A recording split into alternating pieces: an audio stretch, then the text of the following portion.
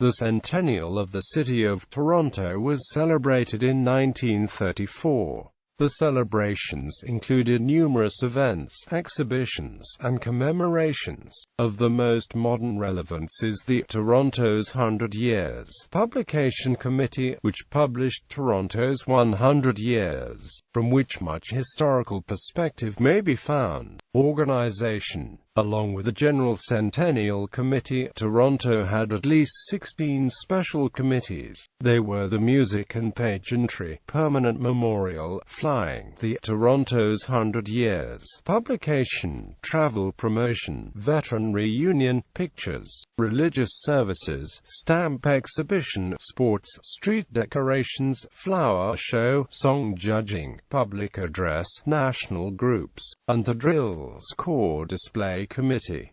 General Centennial Committee Honorary Chairman, Brigadier General C.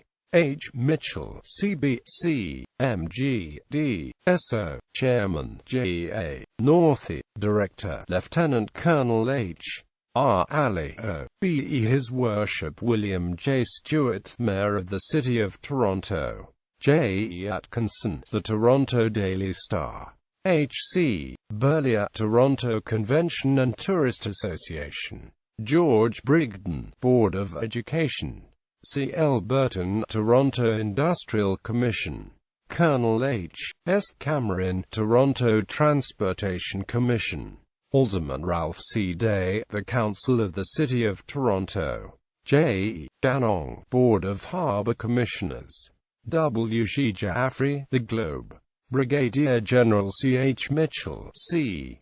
B. C. M. G. D. S. O. Toronto Board of Trade, John Munro, Trades and Labour Council, J. A. Northey, Royal Agricultural Winter Fair, Colonel the Honourable W. H. Price, the Government of the Province of Ontario, Controller J. G. Ramsden, Board of Control of the City of Toronto, T. A. Reid, University of Toronto, Douglas S. Robertson, The Evening Telegram, F. D. L. Smith, The Mail and Empire, J. P. Travers, Separate School Board, W. Wadsworth, formerly of the Council of the City of Toronto, F. E. Waterman, P. Canadian Manufacturers Association, John Westron, P. Canadian National Exhibition Association. Special committees. It is possible more committees existed. As it was published, it is greatly regretted that the names of the members of other committees which are being formed are not available for this edition. Events and ceremonies. While events occurred throughout the year, many were scheduled to happen in one of three three-day periods. The first began on Victoria Day, the second after Dominion Day, and the third at the end of summer, but before the Canadian National Exhibition's annual opening. Of note, Toronto first proclaimed Victoria Day in 1848. Soon recognized by the federal government, Canada became the first country to declare it a national holiday. By the time of Toronto's centennial, the movement had spread to the entire British Empire. Reopening of Fort York. Victoria Day was dedicated to the reopening of Fort York, originally erected in the Virgin Woods hereabouts in 1793. At the touch of a royal hand, the fort's gates were to be opened. The Guide to the Centennial entices American readers by repeatedly highlighting General Zebulon Pike, encouraging them to stand just as reverently here while the guide points out the exact spot on the battlements of Toronto's ancient citadel where Pike met death in his hour of victory. The Empire Pageant, running all 3 nights of the period, was an inspiring historic Empire Pageant. Held at night, the outdoor performances looked at the history of the city from the establishments of natives and de la Galicinia to then present-day educational, industrial, and social developments. It was noted in promotional materials that the show included an exhibition chorus of 2,000 trained voices, conducted by Dr. H. A. Fricker. Fricker was at that point leading the Toronto Mendelssohn Choir.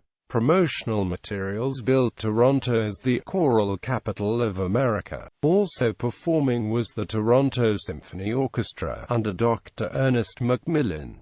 Both organizations still operate. The first ever reunion of the Canadian Corps was held in Toronto, over a 3-day period. While there was mischief reported, for the most part the soldiers' celebration went off smoothly. While original plans called for German and Austrian veterans to be included in the parade, but they were scratched at the day of. Corps reunion officials said, they will not parade with the Corps. Beyond that we do not wish to comment.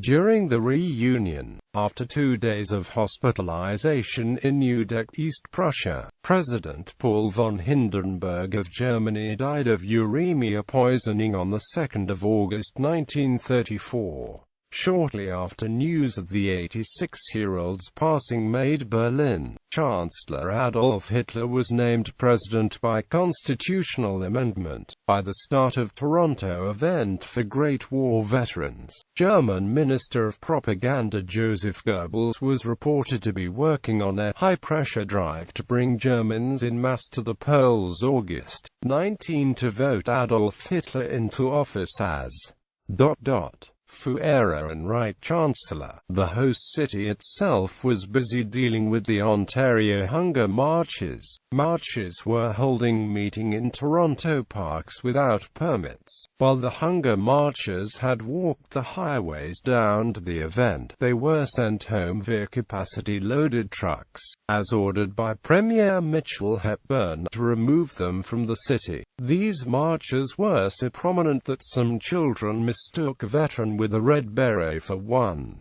Other notes: some residents complained that our largest hotels lacked decorations of any description, and especially this week when the veterans were in town. Marketing of the Centennial. Part of the promotions included a pamphlet, Toronto Centennial 1834-1934, within a night's ride for 50 million people of the U.S. and Canada, while including the locations of Sault Ste. Marie, Niagara Falls, Montreal, and Quebec. The map focuses on American cities. This focus on the United States is highlighted in the second page text. To the question, where will we go this year? All America in 1934 can cheerfully answer, Toronto.